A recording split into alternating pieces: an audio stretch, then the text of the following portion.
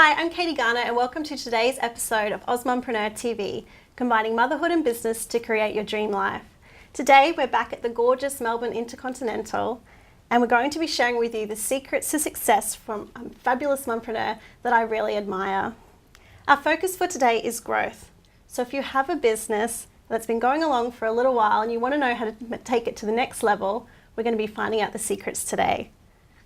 Our guest for today is the fabulous Catherine Cervasio. Welcome, Catherine. Thank you. Catherine developed the world's first research-based, natural and organically focused mother and baby care brand of its kind 18 years ago. That brand, Aromababy, was uniquely introduced to hospitals as well as retail channels and has pioneered the availability of choice in baby products for parents and health professionals. 18 years and 2 children later, Catherine now travels the world promoting her company and as well as educating parents on the benefits of natural products and baby massage. So Catherine, you've created an amazing business, Aromababy, and have been in business for 18 years. But how did it all start? Okay, it kind of happened by accident. In fact, I was working for an accessory company and I was looking after body care and things like that for some Australian retailers, and the company closed down and I'd found out just weeks prior that I was pregnant with my first baby and had no job. So my focus quickly turned to baby care and what I was going to use on my own child. And at that time, around 19, 20 years ago, there was actually no baby skincare products at all that were natural, so petrochemical and sulfate, paraben free, that type of thing. So I scoured Australia for some cosmetic chemists that were prepared to work on the project. And I ended up stumbling across somebody who had a little bit of experience in that area because it was quite uncharted territory, if you like, and a lot of the chemists weren't willing to actually work on that area because they didn't think it was mainstream enough. It was a very niche market. And we started with 6 core products and we ended up being able to formulate without the sulfate, parabens, propylene glycol, mineral oil and other petrochemicals, any added colour, artificial fragrance and quite a few other things. And we launched that range as our core and it was really well accepted at the time. Fantastic. So we all know that marketing and PR is very important for business. What do you think has been a promotion that you've done that's worked really well? I think an ability to adapt your marketing and promotional mediums over the life of your business is really important, to be flexible and to really look at how to engage your market as the landscape changes. For example, 15 years ago, there was pretty much no internet. The World Wide Web was just emerging. No social media, no mobile phones, and really limited access to your target audience. So I think for us over the life of the brand, we've tried a lot of different things from print media in magazines, editorial, promotional giveaways and competitions. We've moved on to then engaging our consumers with clubs where they feel a little bit special, and e-newsletters now, and even more recently social media. So just looking at ways to engage them that is relevant. So you need to probably trial a few different things to find out what really works to engage your audience, and that could be a mixture of relative news articles and information. It could be research things about your product or service. It could be that they simply just want a really great deal, free offers and things like that. It could be celebrity gossip about your particular industry sector. People tend to really love to read about what other women are doing. Particularly women like to read about what other women are doing, I think. And sometimes just by providing loyalty bonuses and things like that. So you want to keep that customer for a longer period of time.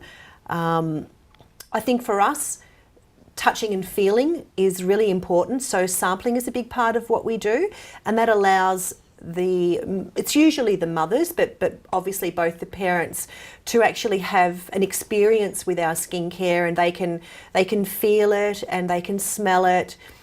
They can see the performance if they're worried about problem skin or sensitive skin, because we do have quite a high success rate with eczema, and often those sort of parents really have tried lots of different things and are not willing to go and buy something in case it doesn't work. So having samples around allows them to try the product out without purchasing it, and just to check the performance is suitable for their child. Things like exhibitions, so being able to engage with your wide group of consumers in your industry, and also to be able to get them to sample and try things and ask questions at the same time. I think that's really valuable for my kind of industry, and certainly something that we like to do. I think being personally involved in the business, despite the fact that it's been around for a long time and it's reasonably global, that the founder is still involved and is still available to have a chat or to offer some advice or to do an in-store promotion. I think that's also a really important thing that's worked for us. But definitely, the touching and feeling and the emotional connection with the actual product, I think, is important. Excellent. So your business is internationally recognised and in stores all around the world. How do you get people passionate about your product where they naturally want to buy it?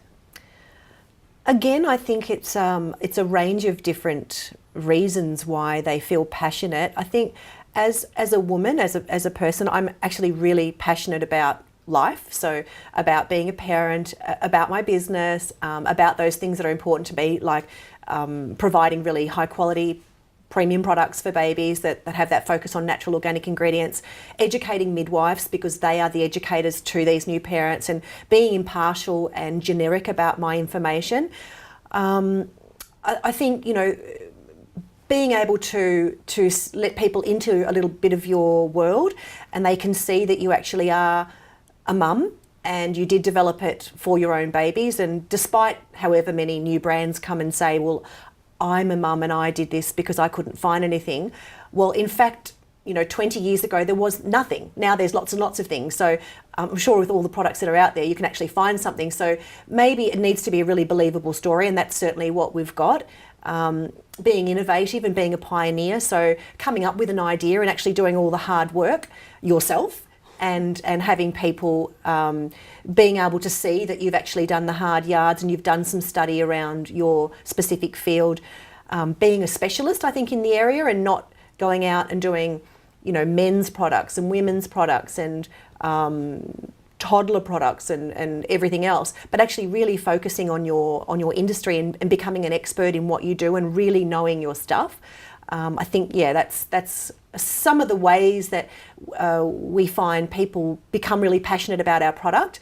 They can now look the business up on the internet, and they can find out a lot of things about the life of the brand and about me as a mother and as a businesswoman. So they feel connected and they feel that they can trust what you're telling them, and they trust that you've been around and you're a trusted name, I suppose. And I think that helps get people interested in learning more about the products and hopefully trusting you to make a purchase for their own babies. Catherine, over the years, Aromababy has been sold in department stores such as Myer and David Jones, pharmacies, and dozens of different countries. How did you get your product into the major retailers? For me, I think I was really passionate about, there's that word again, very passionate about having the products accessible to all parents everywhere. And that meant that I needed to be in the hospitals, it needed to be easily accessible in retail, and then more recently online. With some of the big department store groups and things like that, for example, we have been in Myer for about 14 years, so if you don't perform, you are out.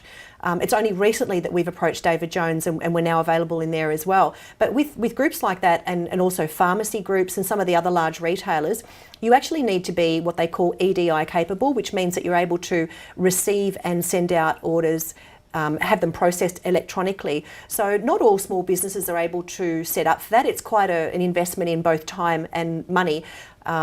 You may need to have a dedicated person that is trained and looks after that specifically. But if you're not at that stage where you want to do that, you can probably engage a third-party logistics centre that can do that part of the operation for you. However, you need to have factored in enough profit margin, because if you're in with some of the major retailers, you're going to need to invest in their store catalogues. They're going to expect a certain minimum gross margin and a return on your product. Your product then needs to perform once it's on the shelves. You only get a short window to perform, and if you don't succeed, you're out. So I think being well equipped, so you need to go in there very professionally presented yourself and also your product or service. Although the industry has changed a lot, and certainly retailing and business has changed a lot, and we're much more accommodating of working around families and women in business, I think we still, as women in business and mothers, need to be mindful that we still need to be really professional and respectful of where we're going. And if you want to be serious about your business, you need to present yourself and your company in a really serious and professional way. So that would mean that you need to have all of this research done. You know exactly what your intended retailer is looking for, what kind of profit margins they need, where you're going to warehouse. If it's a small business, you need to be able to cater for the growing demand and then the supply to these stores, so their supply is not interrupted.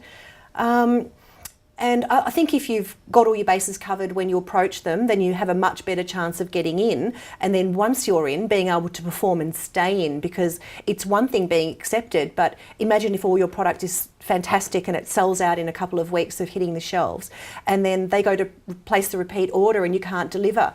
That's a really captive audience that you've lost. And if it's in a catalogue and it's been advertised and the stock runs out, that can be really problematic for the retailer as well.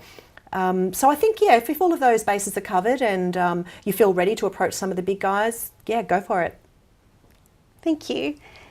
So this is a question from one of our AusMumpreneur Network members. And they've asked, in your 18 years in business, I know you've made many, many decisions.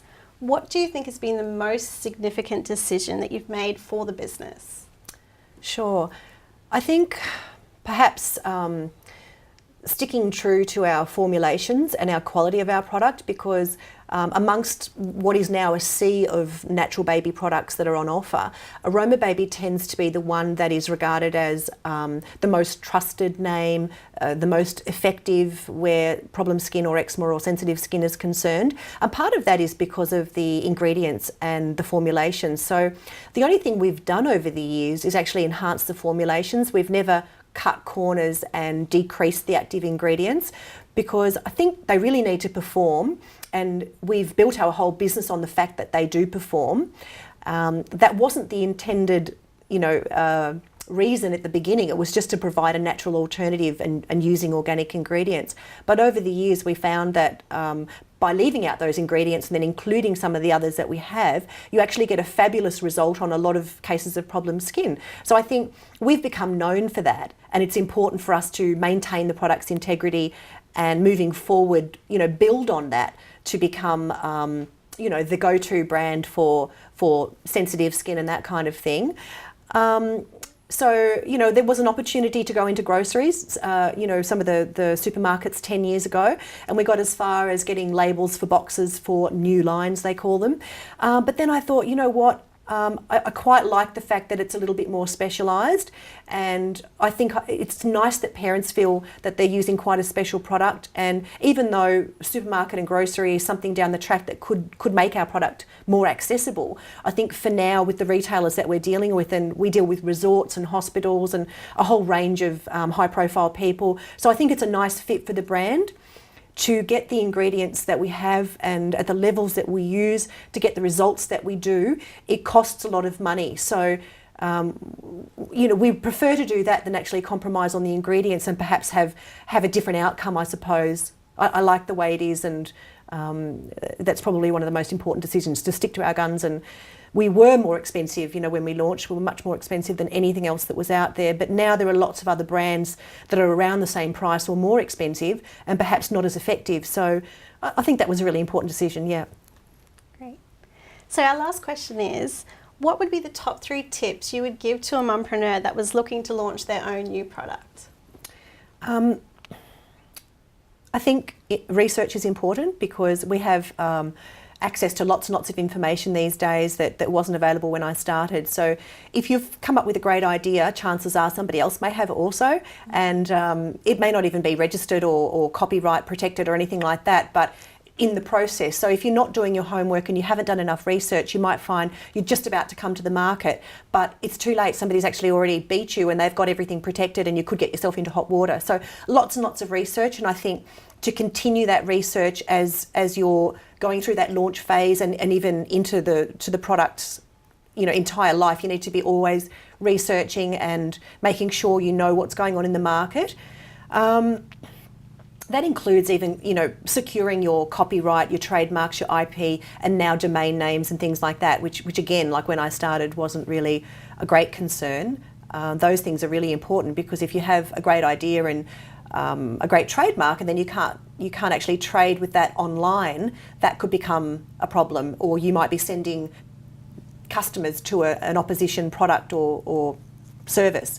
So I think making sure that all of your bases are covered before you actually go to launch is really important. The other thing is that I would say set yourself small goals that are achievable, because it can be quite overwhelming. Women in business and also being a mum can often be, like quite the balancing act. So if you have small achievable goals and then you celebrate as you achieve them, and I think even if you don't achieve some of them, take some time to celebrate something, and do it as a family, do it with your children, involve the people that you love in those celebrations and those achievements, so you stay together as a unit. Don't let the business consume your family life, but certainly have some space that you can connect with each other and share what you're achieving and what you're doing in your business. And lastly, I think everybody knows, love what you do. Choose something that you love. Choose something that doesn't feel like you're going to work every day, because there will be tough times and challenges, like with everything. But I think if you're doing something that you really are passionate about and you really love, you can get through it just that little bit easier. So be gentle on yourself and just enjoy the ride. Well, thank you so much, Catherine. It's been wonderful speaking with you today. Thank you. I think you gave us heaps of information there for anyone who's looking at growing their business or launching a product. So thank you very much. Thank you. Thank you.